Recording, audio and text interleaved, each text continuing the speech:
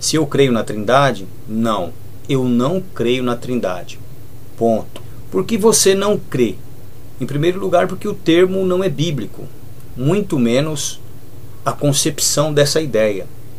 Você não vai achar em nenhum texto, algum versículo, seja na Antiga ou Nova Aliança, que traga escrito Trindade, ou pelo menos a ideia de que exista uma divindade plena composta por 3 pessoas. Você não acha isso. Você não vai achar também escrito na Bíblia pedindo-se para que se faça a oração a Jesus, ou que se faça a oração ao Espírito Santo. Não. Você vai achar textos dizendo que nós temos que pedir a Deus em nome de Jesus. O próprio Jesus diz isso. Em alguns outros momentos ele diz que tudo que pedirmos a Ele, Ele também nos daria. Já é uma outra condição. Ali ele já se coloca na posição de pastor que está no trono da graça sentado, para que nós possamos alcançar socorro a tempo de sermos aí ouvidos, ok? Agora, ao Espírito Santo, você não vai achar nenhuma referência dizendo, ou de alguém orando ao Espírito Santo. Muito pelo contrário. Muito pelo contrário. Você vai achar textos, como o de Paulo, por exemplo, aonde ele diz que o Espírito Santo intercede por nós. E o intercede por nós não é que o Espírito esteja pedindo diretamente a Deus pelas nossas vidas, não. É interceder por nosso intermédio. Ele nos inspira a oração, como orar. Ele nos mostra as áreas aonde estamos falhos, para que possamos então, com gemidos, nos dirigirmos a Deus, lamentando pelas nossas falhas, suplicando pelo seu socorro, para sermos aí, em nome do seu Filho Jesus, ou Yeshua mais especificamente, ouvidos. Essa ideia da divindade de Cristo, colocando Cristo como um dos deuses que compõem a tríade, né, a divindade trina, ela existiu a partir de interpretações de filósofos greco-romanos. Nunca em Jerusalém foi sequer sugerida a ideia de que Cristo fosse Deus, a não ser por insulto, aonde os fariseus o abordavam dizendo que ele queria ser Deus.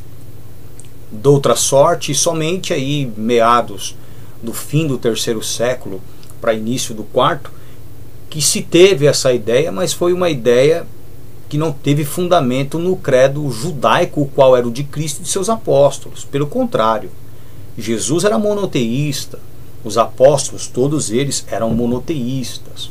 Ou seja, tinham, como eu tenho, Deus como o único Deus verdadeiro. E a Yeshua, Jesus, como o Messias, o Filho de Deus, o primeiro de uma linhagem da qual hoje eu e aqueles que creem como eu compõem também, assim como foram os apóstolos. Não, eu não sou unicista. O que é o unicismo? O unicismo é a ideia de que Deus é um só e que se manifestou de 3 formas distintas à humanidade. Como Deus, o Criador, como Jesus Cristo, o Redentor, e como o Espírito Santo, o Consolador. Em outras palavras, eles acreditam que as 3 pessoas, digamos assim, que não são 3, são 2, mas enfim, eles creem que os 3 são um só. Já eu sou monoteísta.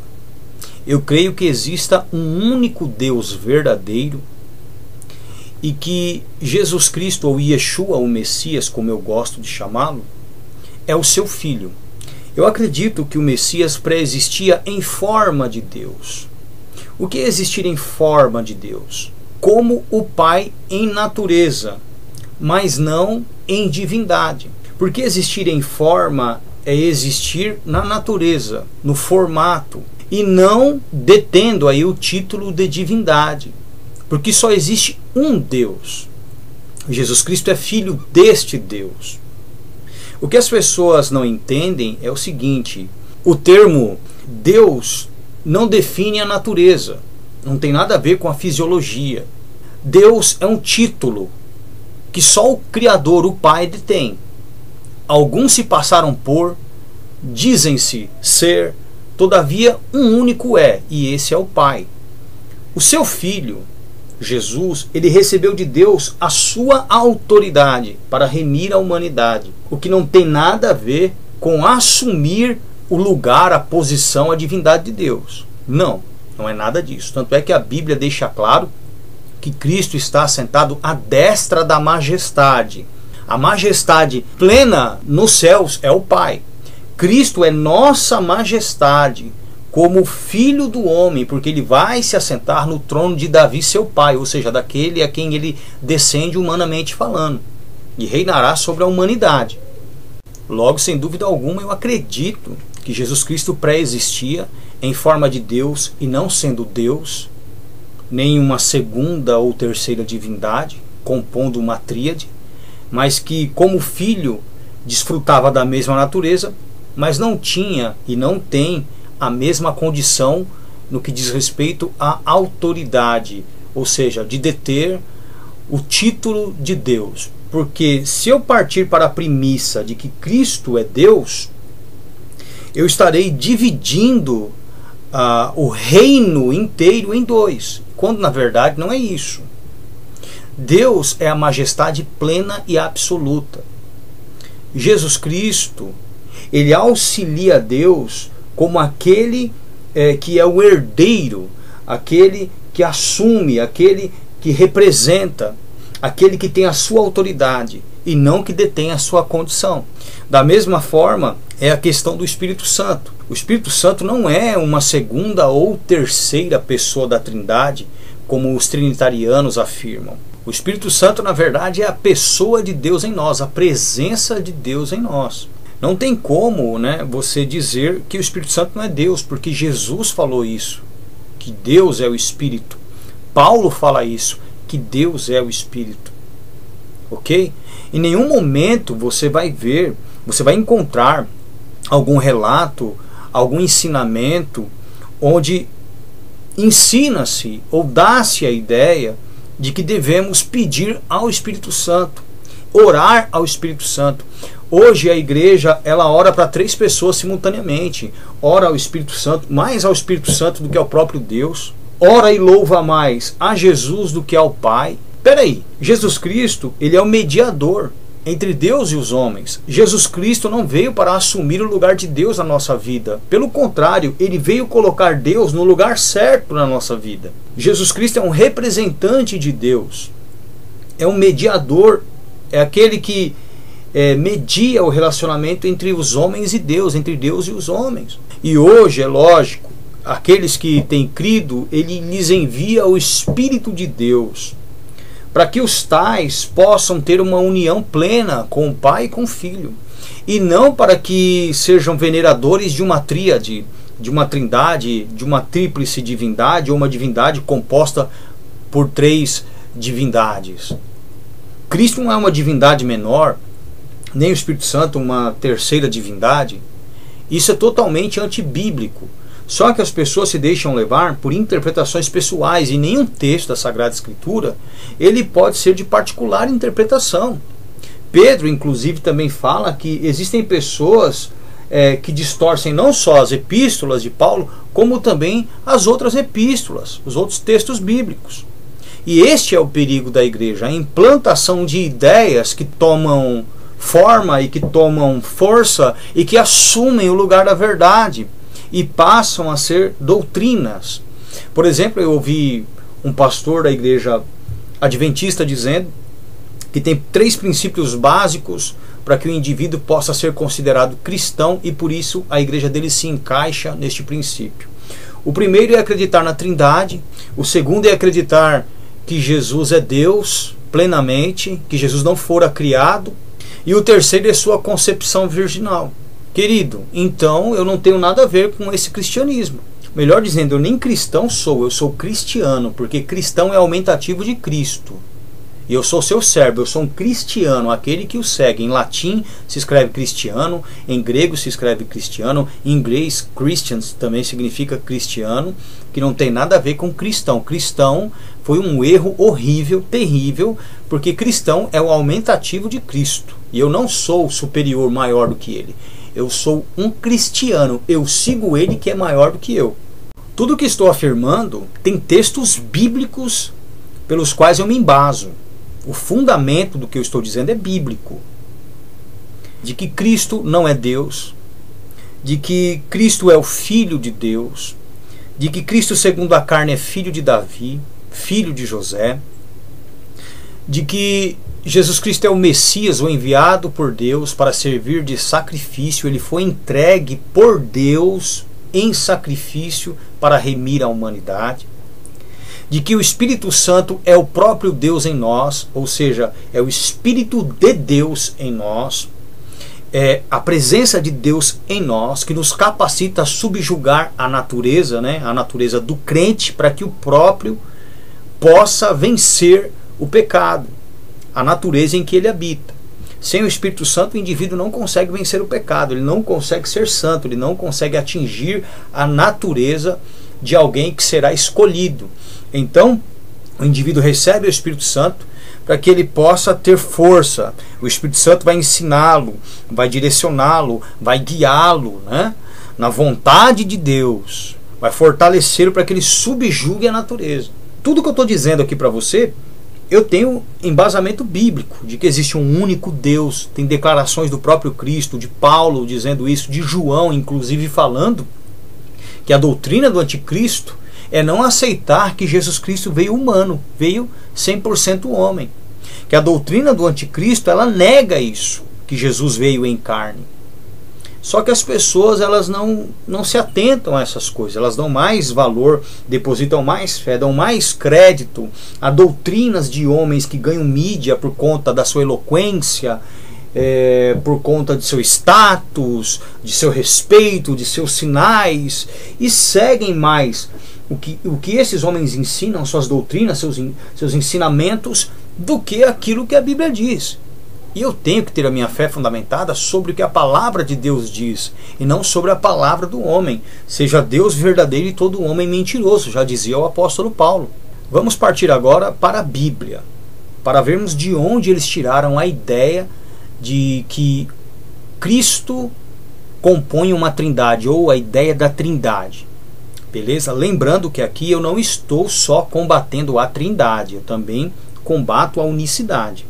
A trindade, ela ensina que existe uma divindade composta por 3 pessoas, por 3 deuses que compõem um Deus só. Já a unicidade acredita que exista um único Deus e que este Deus se manifestou em 3 formas distintas, como Criador, como o Redentor e como o Consolador, ou seja, Pai, Filho e Espírito Santo sendo a mesma pessoa. Ok? Eu acredito que existe um único Deus, porque eu sou monoteísta, e que Jesus é o Filho deste Deus e nosso Redentor, nosso Senhor, nosso Rei. Vamos ver aí qual destas 3 visões, a minha como monoteísta, a dos trinitarianos ou a dos unicistas, está certa. Ok? Vamos lá. Abram suas Bíblias comigo em Mateus capítulo de número 3. O batismo de Jesus.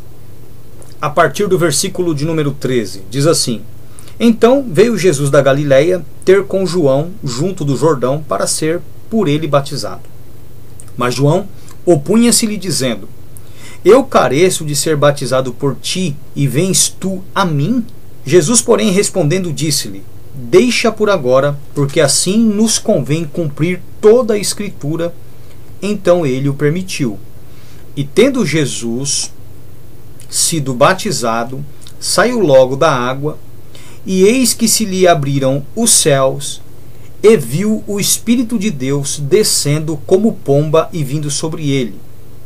E eis que uma voz dos céus dizia: Este é meu Filho amado, em quem me comprazo. Bom, a partir daqui é um dos pontos fundamentais aí da doutrina da Trindade. Porque aqui eles atestam que houveram 3 manifestações simultâneas. Jesus nas águas, o Espírito sobre ele e Deus ao falar. Inclusive as pessoas veneram aí a imagem da pomba, algumas igrejas têm até como seu símbolo, dizendo que ali é a representação do Espírito Santo. Na verdade, o sentido de que o Espírito Santo desceu sobre Cristo como pomba diz respeito à singeleza, e não que as pessoas viram o Espírito numa forma corpórea de uma pomba pousando sobre Cristo. Mas enfim, não quero me atentar a este mérito. O que eu quero enfatizar aqui é que Jesus Cristo, ao sair das águas, o céu se abriu, viram o Espírito Santo descendo sobre Cristo e uma voz do céu que dizia: este é meu filho amado em quem me comprazo. E eu quero deixar bem claro que no original não diz este é meu filho amado em quem me comprazo, e sim este é meu filho amado, eu hoje o gerei, para dar-se a ideia de que Cristo havia nascido nas águas, servindo de modelo aos demais. Ok? Em quem me comprazo já é um outro assunto referente à transfiguração lá em Mateus capítulo 5. Então o erro de tradução aqui é em quem me comprazo, quando na verdade deveria ser eu hoje o gerei. Mas isso aqui eu não vejo nenhum motivo para se dar a ideia de que houveram aí 3 manifestações. Por quê? Porque Cristo nas águas, Deus no céu falava enquanto o Espírito vinha sobre Cristo. Ué, qual o problema disso? As pessoas se atentam a isso, quando na verdade o que aquilo ali significava é que Deus estava atestando que Jesus Cristo era seu Filho e que o Espírito estava entrando em Cristo naquele exato momento. Porque dali ele foi conduzido ao deserto, onde foi tentado, e venceu a Satanás, e iniciou-se o seu ministério. Para deixar claro aos homens que o Espírito Santo vem após o batismo nas águas, que após o homem ter recebido o Espírito Santo, ele vai ser tentado para ver a vontade de quem se submete, se é a do Espírito ou a do diabo, e que o ministério do homem só pode dar início depois dele ter recebido o Espírito Santo e vencido o diabo, suportado, resistido às tentações. Em momento algum neste episódio sugere-se a ideia de que haviam 3 divindades, ou que as 3 divindades que compõem uma única deidade ou uma única divindade estavam se manifestando ali. De maneira nenhuma. Isso é uma interpretação pessoal, isso é uma criação humana que se tornou um dogma, que se tornou uma doutrina e que hoje é a base do cristianismo. Ok? Outro texto também que eles se utilizam é Mateus 28, versículo de número 19, donde inclusive tiraram ali o batismo figurativo ao invés de ser no nome do Senhor, como em Atos nos relata. Mateus 28, 19. Portanto, ide e ensinai todas as nações, batizando-as em nome do Pai, e do Filho, e do Espírito Santo. Isso aqui também é outro texto muito utilizado pelos trinitarianos. Mal sabem eles que, na verdade, houveram acréscimos aqui. Em alguns textos gregos, em aramaico, está escrito: ide, portanto, ensinai todas as nações em meu nome, e outras dizem, batizando em meu nome, e nunca em nome do Pai, e do Filho, e do Espírito Santo. Mas se em nome do Pai, do Filho e do Espírito Santo, deve-se saber qual é o nome do Pai, qual é o nome do Filho e do Espírito. E a Bíblia diz, como eu tenho já pregações aí, você pode procurar, que o nome do Pai, do Filho e do Espírito é o mesmo nome, Yeshua. Yeshua é o nome de Deus, Jesus herdou este nome, e o Espírito é enviado também neste nome. Como aconteceu em Atos, os batismos ali, em Atos 2, 37 e 38, Atos 8, 16, Atos 10, 48 e Atos capítulo 19, versículo de número 5, onde Paulo refaz os batismos em nome do Senhor Yeshua, do Senhor Jesus, porque este é o nome do Pai, e do Filho, e do Espírito Santo. Em outras palavras, como Pedro diz em Atos capítulo 2, versículo 38, para que a pessoa receba o perdão dos seus pecados, ela deve ser batizada em nome do Senhor Jesus, do Senhor Yeshua, e não em nome do Pai, e do Filho, e do Espírito Santo. Só lembrando que quem realizava os batismos não era Jesus, eram seus discípulos. Você pode conferir isso em João capítulo 4, versículos de número 1 e 2. Sendo assim, estes textos utilizados como base para a doutrina da Trindade são facilmente refutados. Ok? E também tem alguns outros textos que eles são utilizados tanto por trinitarianos como unicistas para atestar que Cristo era Deus ou compunha uma divindade. os quais nós leremos agora. Me acompanhe, por favor. O primeiro deles é João, capítulo de número 1, versículo de número 1, muito conhecido, que diz: no princípio era o verbo ou a palavra, e o verbo ou a palavra estava com Deus, e o verbo ou a palavra era Deus. Aí eles dizem que deixou de ser quando encarnou, né? Por isso está no pretérito, era. Quando na verdade esse versículo diz respeito a que a palavra que define Deus, ok? Esta palavra se tornou um ser humano. Então, o que tem que se entender do versículo 1? Que no princípio era a palavra estava com Deus, e a palavra era Deus. Não que a palavra fosse propriamente ou Deus exclusivamente, mas sim de que a palavra dava definição, a palavra o revelava.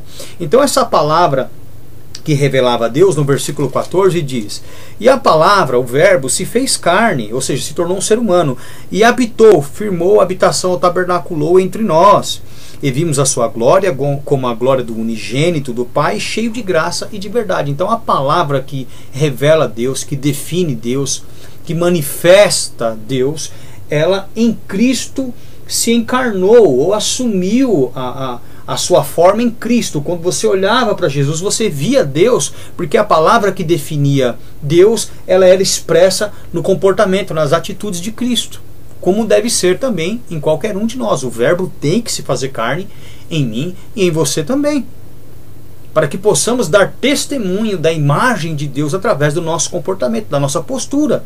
Comportamento e postura esses que só são possíveis se a palavra assumir a nossa natureza ou expressarmos a palavra através do nosso comportamento. O grande problema está nas interpretações. O que as pessoas têm que entender é que a palavra é revelada.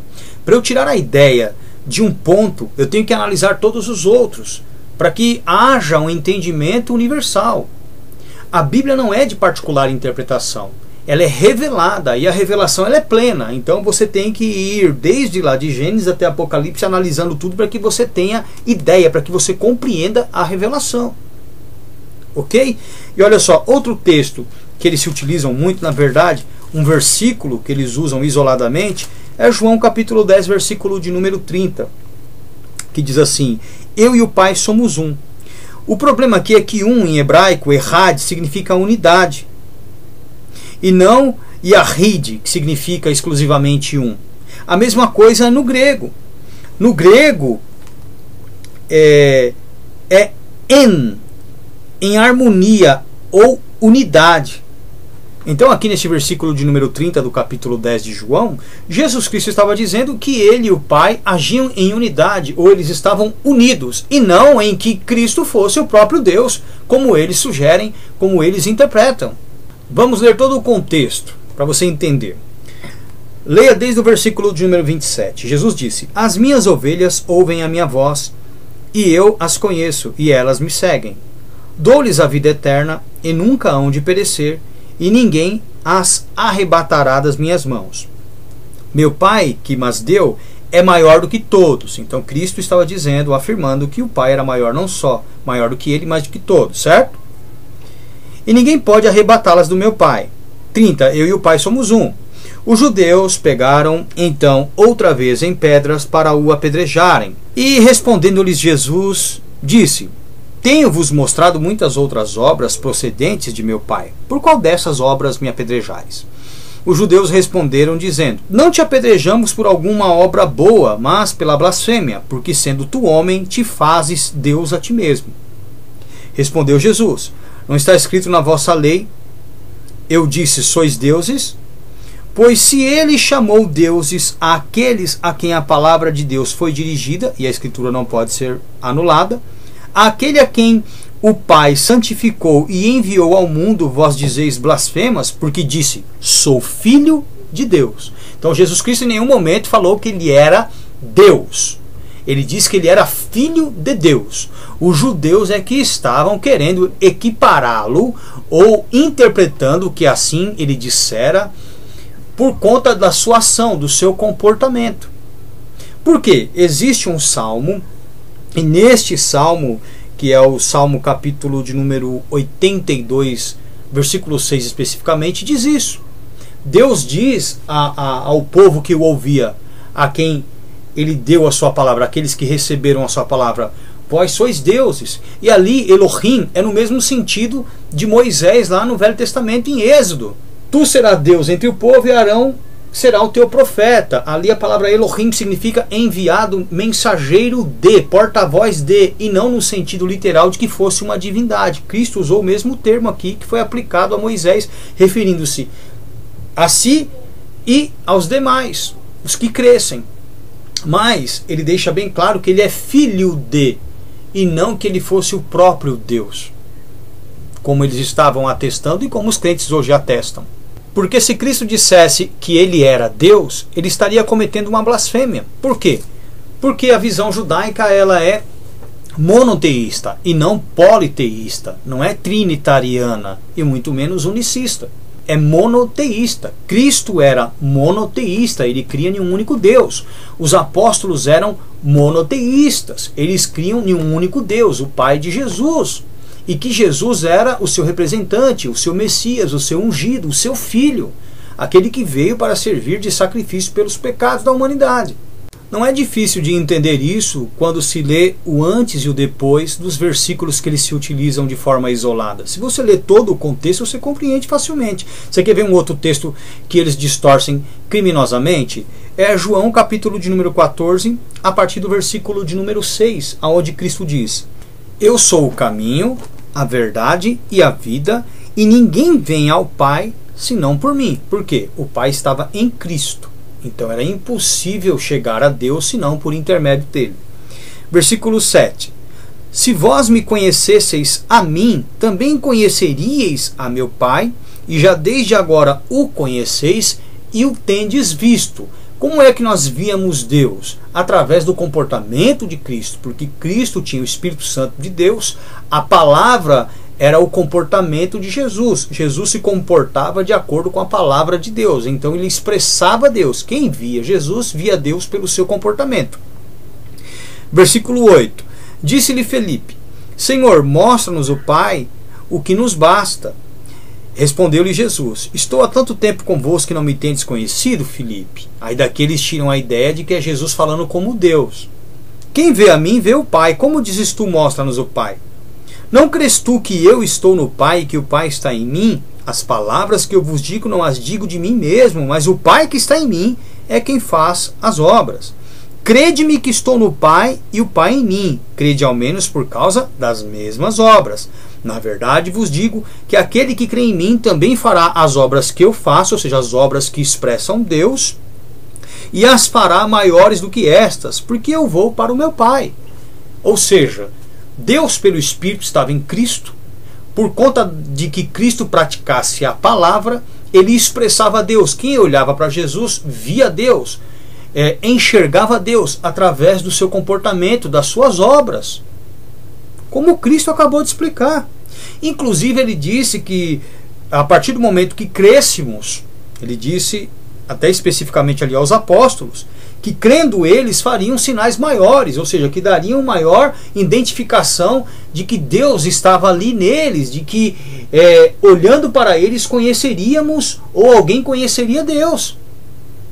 Será que é difícil de entender? O problema está em usar versículos de maneira isolada, fora de contexto, para dar embasamento a uma doutrina, ou criar uma doutrina em versículos isolados.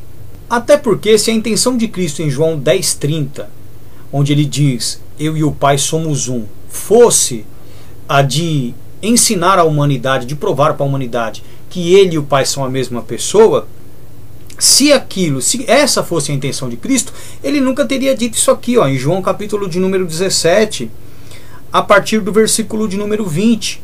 Orando a Deus, ele diz: eu não rogo somente por estes, mas também por aqueles que pela sua palavra hão de crer em mim. Versículo 21. Para que todos sejam um, como tu, ó Pai, o és em mim e eu em ti, que também eles sejam um em nós, para que o mundo creia que tu me enviaste. Quer dizer então que a partir do momento que eu creio, passando da premissa de que Cristo, ao dizer eu e o Pai somos um, quer dizer que ele é o próprio Deus, ou que compõe a trindade ou a unicidade, Se nós partirmos deste princípio, quer dizer então que aqui Cristo está afirmando que a partir do momento que nós nos tornarmos um com Ele e com o Pai, nos tornamos uma divindade com eles. É isso? Não, de maneira nenhuma. Cristo aqui está dizendo, olha, para que todos sejam um, como tu, ó Pai, o és em mim, eu em ti, também eles sejam um em nós, para que o mundo creia que tu me enviaste. Eu dei-lhes a glória que a mim me deste, para que sejam um como nós somos um. Eu neles e tu em mim, para que eles sejam perfeitos em unidade, e para que o mundo conheça que tu me enviaste a mim, e que tens amado a eles como me tens amado a mim. Simples assim. Então quer dizer que aqui já destrói toda a composição trinitariana ou da unicidade. Por quê? Aqui Cristo usou a mesma palavra que ele usou em João 10:30, errad, ou seja, unidos, né? Que todos eles estejam unidos como eu e o Senhor somos unidos. Que o Senhor esteja em mim e eu neles. O propósito de que Cristo disse eu e o Pai somos um foi de provar de que ele e o Pai estavam unidos no mesmo propósito. E ele aqui em João 17 intercede para que Deus conceda essa graça de que sejamos também unidos, de que sejamos um com ele e com o Pai. Se a ideia de Cristo foi atestar a trindade ou unicidade, aqui essa ideia já seria totalmente desfeita, refutada. Essa concepção, essa ideologia, tanto a unicidade como a trindade. Por quê? Porque aqui Cristo fala da unidade que nós devemos ter com o Pai, como ele em João 10:30 expressa, eu e o Pai estamos unidos. Somos um, não no sentido de ser o mesmo ser, a mesma pessoa, mas de agir em unidade, em conformidade, em cumplicidade. Entenderam, meus queridos? Outro ponto também que os trinitarianos e unicistas têm em comum é atestarem que Cristo existe por si mesmo, que ele não fora criado, ele existe por si só, né? Como Deus, digamos assim. Só que a palavra de Deus não diz isso. Em Apocalipse capítulo de número 3, no versículo de número 14, diz o seguinte: e ao anjo que está na igreja de Laodiceia escreve, isto diz o Amém, a testemunha fiel e verdadeira, o princípio da criação de Deus. Então Cristo principiou a criação de Deus. Ele foi o primeiro ser criado por Deus. A primeira obra de Deus foi Cristo. Beleza? Então Cristo é criado. Colossenses capítulo de número 1, versículo de número 15. Vejamos o que diz ali. Colossenses capítulo de número 1, versículo de número 15. O qual Jesus é a imagem do Deus invisível, o primogênito de toda a criação. Primeiro, gênito vem de Gênesis, né? Primeiro criado ou primeiro gerado, ok? Então Cristo foi criado por Deus, porque ele é filho de Deus, ele foi gerado por Deus. E aqui não está falando a respeito da encarnação, está falando dele em sua pré-existência, ok? Em sua pré-existência, antes de sua encarnação. Inclusive o apóstolo Paulo explica isso em Filipenses capítulo 2, a partir do versículo de número 5, quando ele diz: de sorte que haja em vós o mesmo sentimento que houve também em Cristo Jesus, que sendo em forma de Deus, não teve por usurpação ser igual a Deus. Veja bem, que sendo em forma de Deus, isso antes de encarnar. Sendo em forma de Deus, forma diz respeito à natureza, e não a deter o título de Deus, de divindade, ok? Então Cristo tinha a mesma natureza que Deus antes da encarnação, e não era Deus, ele era igual em forma, em natureza, e não na divindade, porque o termo Deus diz respeito à autoridade exclusiva do Pai. Só o Pai detém esse título, só ele. Mas aniquilou-se a si mesmo, ou seja, abriu mão desta condição em que ele existia em forma de Deus, igual a Deus, tomando a forma de servo, assumindo a nossa forma, a nossa natureza, a nossa imagem, fazendo-se semelhante aos homens. E achado na forma de homem ou na forma humana, humilhou-se a si mesmo, sendo obediente até a morte, e morte de cruz. Passou por todo o processo natural de existência humana. Pelo que também Deus o exaltou soberanamente e lhe deu um nome, que é sobre todo o nome, ou seja, o seu próprio nome foi dado a seu filho, para que ao nome de Jesus, de Yeshua, se dobre todo o joelho dos que estão nos céus e na terra e debaixo da terra, e toda a língua confesse que Yeshua, o Messias, é o Senhor, para a glória de Deus, o Pai. Então Cristo, em sua pré-existência, ele tinha a forma de Deus e não o título de Deus. Esse título ele é exclusivo do Pai. Cristo é seu filho, é igual ao Pai em natureza, mas ele não detém o título de divindade, ele não é Deus. Entenderam isso? Então Cristo é inferior, é menor do que Deus? É óbvio que sim. É óbvio que Deus, depois de Deus, ele reina sobre toda a criação, sobre anjos e homens, sobre tudo. Ok? Cristo, ele é inferior, ele é menor do que Deus, e ele fala isso, inclusive. Em João, capítulo de número 14, versículo de número 28, ele diz assim: ouvistes o que eu vos disse, vou e venho para vós. Se me amasseis, certamente exultaríeis por ter dito, vou para o Pai, porque o Pai é maior do que eu. Então Cristo deixa bem claro, o Pai é maior do que eu vou para aquele que é maior do que eu.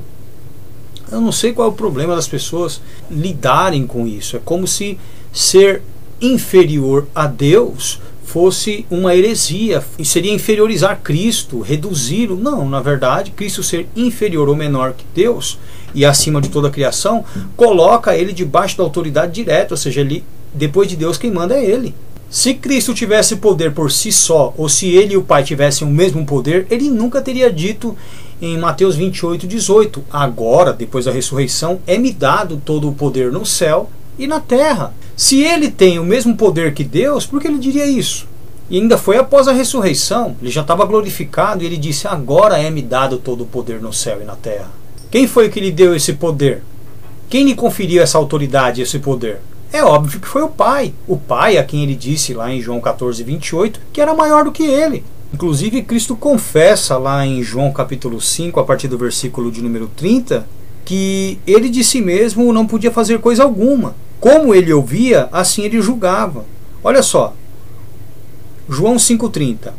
Eu não posso de mim mesmo fazer coisa alguma, como ouço assim julgo, e o meu juízo é justo, porque não busco a minha vontade, mas a vontade do Pai que me enviou. Ele deixou claro que ele tinha uma vontade e o Pai tinha outra, mas ele se sujeitava à vontade do Pai, beleza? 31. Se eu testifico de mim mesmo, o meu testemunho não é verdadeiro. Há outro que testifica de mim. Então, existia uma outra pessoa. Se existe um outro, é porque ele é um e o outro é outro. É óbvio. Há outro que testifica de mim, e sei que o testemunho que ele dá de mim é verdadeiro. Versículo de número 36. Mas eu tenho maior testemunho do que o de João, porque as obras que o Pai me deu para realizar, veja bem, o Pai deu obra, incumbiu Cristo de algumas obras. E ele disse, mas eu tenho maior testemunho do que o de João, porque as obras que o Pai me deu para realizar, as mesmas obras que eu faço, testificam de mim, de que o Pai me enviou. Ele não veio por si só. Ele foi enviado, ele recebeu obras a realizar, então ele tinha uma missão, e tudo isso foi dado a ele. Ele deixa isso bem claro. Ele deixa isso bem claro. Que não fazia a sua vontade, que tinham obras a que o Pai lhe havia dado para fazer, ok? Que ele fora enviado pelo Pai. Versículo 37. E o Pai que me enviou, mais uma vez ele afirma que ele foi enviado, não veio por si só, ele mesmo testificou de mim. Vós nunca ouvistes a sua voz, nem vistes o seu parecer, e a sua palavra não permanece em vós, porque naquele que ele enviou, ou seja, em Jesus, não credes vós. Simples assim. Eu não sei qual é o problema que as pessoas têm de aceitarem isso. Cristo veio e não fez a sua própria vontade, ele fez a vontade de Deus. Ok? Ele foi enviado para realizar certas obras, ele tinha uma missão, o Pai dava testemunho dele. Então ele deixa muito claro, e eu não sei qual é o problema que as pessoas têm, qual é a dificuldade que elas têm de entender isso. Versículo de número 19 ainda de João 5. Mas Jesus respondeu e disse-lhes, na verdade vos digo que o Filho por si mesmo não pode fazer coisa alguma, senão ouvir fazer o Pai. Então ele não era o próprio Deus e nem compunha uma divindade com Deus. Ele aprendeu de Deus. certo? Ele aprendeu de Deus. Como ele viu Deus fazendo, ele fez. Mas Jesus respondeu e disse-lhes: na verdade vos digo que o filho por si mesmo não pode fazer coisa alguma, senão o vir fazer o Pai. Porque tudo quanto ele faz, o filho faz igualmente. E mais ainda, olha só, João capítulo de número 4, versículo de número 34. Olha só, Jesus disse: a minha comida é fazer a vontade daquele que me enviou e realizar a sua obra. Então Cristo veio para realizar a obra de Deus. E a comida, o que o alimentava, era justamente fazer a vontade de Deus. Tem mais, olha, João capítulo de número 6. João capítulo de número 6, versículo de número 38. Olha só, João 6, 38. Diz assim: porque eu desci do céu não para fazer a minha vontade, mas a vontade daquele que me enviou. Ou seja, Cristo cumpria ordens. Ele nunca existiu por si só. Ele foi criado por Deus. Ele foi enviado por Deus. Jesus Cristo não fazia a sua própria vontade, ele fazia a vontade de Deus. Deus lhe entregou uma missão, lhe incumbiu de uma missão. Após a sua ressurreição foi que ele recebeu poder tanto no céu quanto na terra, certo? Então essa visão de que nós vemos que Cristo e Deus têm o mesmo poder, a mesma autoridade, é mentira. A autoridade de Cristo é concedida. A autoridade de Cristo foi concedida. Cristo está realizando uma obra. Ele realizou e está realizando uma obra de Deus, uma ordem de Deus. Ele não faz e não fez a sua vontade. Ele faz a vontade do Pai. Como o Pai agiu, do jeito que ele observou, o que ele aprendeu, foi como ele agiu aqui dentre os homens. Por isso que quem olhava para ele viu o Pai, porque ele tinha as mesmas obras do Pai. Ele se comportava como o Pai, como Deus, como um filho de Deus verdadeiramente salvo deve se portar, deve se comportar. Todos esses versículos, esses textos que nós lemos, servem somente para refutar a ideologia da Trindade como da unicidade. Da Trindade no que diz respeito de que Cristo compõe uma divindade formada por três pessoas, da qual ele ocupa o lugar de segunda pessoa, em pé de igualdade com seu Pai, com a divindade maior, que seria Deus.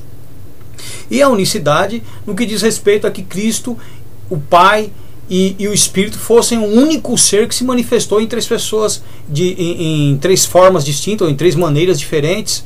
Isso é pura heresia, né? Até porque, olha só, se você abrir a sua Bíblia comigo aí, em 1 Coríntios, capítulo de número 15, a partir do versículo de número 27, nós lemos o seguinte: porque a todos sujeitou debaixo dos pés, mas quando diz que todos lhe estejam sujeitos, claro está que excetua aquele que lhe sujeitou a todos, ou seja, exclui o Pai dessa equação, porque o Pai é superior a ele. Ok? Vamos ler novamente. Porque todos sujeitou debaixo de seus pés. Quem sujeitou? Deus. Mas quando diz que todos lhe estejam sujeitos, claro está que se excetua aquele a quem lhe sujeitou todas as coisas. 28. E quando todos lhe estiverem sujeitos, então também o mesmo Filho, olha só que interessante, se sujeitará àquele, ou seja, o Pai, que a todos lhe sujeitou, para que Deus seja tudo em todos. Então, do mesmo jeito que Deus é tudo em Cristo, será tudo em todos nós. Ok? Deus sujeitou a todos debaixo dos pés de Cristo, até um tempo determinado em que Cristo se sujeitará novamente, né, devolverá ao Pai a autoridade que lhe foi concedida sobre a humanidade, e Deus será tudo em todos nós. Cristo foi arrebatado aos céus e hoje ele está lá à destra de Deus, né? Nós vemos o motivo pelo qual Estevão foi apedrejado em Atos capítulo 7, nos versículos de número 55 e 56, quando diz: mas ele, estando cheio do Espírito Santo e fixando os olhos no céu, viu a glória de Deus e Jesus que estava à sua direita. Jesus não é o próprio Deus. Isso aqui já acaba com a teoria da unicidade. Jesus Cristo estava lá à destra de Deus. E disse: eis que vejo os céus abertos e o Filho do Homem que está em pé à mão direita, do lado direito de Deus. A visão de Jesus e dos apóstolos sempre foi monoteísta. Você vê, por exemplo, o apóstolo Paulo afirmando duas vezes isso. Olha só, em 1 Coríntios 8, 5 e 6, Paulo diz: Porque ainda que haja também alguns que se chamem deuses, quer no céu, quer na terra, como há muitos deuses e muitos senhores, todavia para nós há um só Deus, o Pai, de quem é tudo e para quem nós vivemos, e um só Senhor, Jesus Cristo, ou Yeshua, o Messias, pelo qual são todos e nós por Ele. Ele afirma também ainda em 1 Timóteo 2,5, porque há um só Deus e um só mediador entre Deus e os homens, Jesus Cristo, homem. Então Paulo deixa muito claro que existe um único Deus e que Yeshua é o Messias, o Filho de Deus, homem, que hoje está lá junto com Deus. E, para deixar claro, está lá com Deus intercedendo por nós. Eu quero deixar isso bem claro. Ele está lá com Deus intercedendo por nós. Olha só, Hebreus capítulo de número 7, versículo de número 25. Portanto, pode também salvar perfeitamente os que por ele se chegam a Deus, vivendo sempre para interceder por eles. E Romanos 8, versículo de número 34, que diz: quem os condenará? Pois é Cristo quem morreu, ou antes quem ressuscitou dentre os mortos, o qual está à direita de Deus e também intercede por nós. Hoje Cristo está à direita de Deus e intercede por nós. Então são vários os textos aí que desmentem tanto a doutrina da Trindade como da unicidade. Olha, por exemplo, um outro texto que destrói, né, a doutrina da Trindade, a teoria da Trindade, é esse aqui, ó, 2 Coríntios, capítulo de número 3, versículo de número 17, onde Paulo diz: ora, o Senhor, e ali se refere a Deus, é Espírito, e onde está o Espírito do Senhor, aí há liberdade. E também o testemunho de Jesus Cristo, em João, capítulo de número 4, quando ele diz o seguinte, olha, versículo de número 24, Deus é o Espírito, e importa que os que o adorem em espírito e em verdade. Aqui já destrói as pessoas, né? Porque se Deus é o Espírito Santo, você já exclui o Espírito Santo como uma terceira pessoa da Trindade. E como nós lemos o apóstolo Paulo deixando bem claro, Jesus Cristo, ele é o Filho de Deus, Jesus Cristo homem, né? Estevão viu Jesus em pé à direita de Deus nos céus. Logo, Jesus não é Deus e nem compõe uma trindade. Não existe trindade, não existe unicidade. Existe o Pai, o Filho é homem, o Filho é rei sobre a humanidade e Deus é o soberano de toda a criação. Jesus Cristo foi criado, Jesus Cristo foi enviado, Jesus Cristo tinha vontade própria e não fazia a sua vontade, fazia a vontade de Deus. Ele aprendeu com Deus, como ele via Deus fazendo, ele fez dentre os homens. Ele teve as mesmas obras de Deus, por isso que quem olhava para ele via Deus, conhecia Deus. O Espírito e o Pai são a mesma pessoa. Nós recebemos Deus pelo Espírito em nós para que possamos então vencer essa natureza. Enfim, uma série de pontos aí, uma série de textos. Se eu ficar aqui, eu fico falando o dia inteiro, que contestam, que refutam a ideologia da Trindade e da unicidade. Eu espero que você tenha entendido, eu espero que você releia, estude esses textos, deixe de lado as tradições, os dogmas, as doutrinas da sua religião, da sua igreja e passe a acreditar na Bíblia. Tenha a Bíblia como base do seu conhecimento e da sua declaração de fé. Deus abençoe a sua vida. Fica na paz.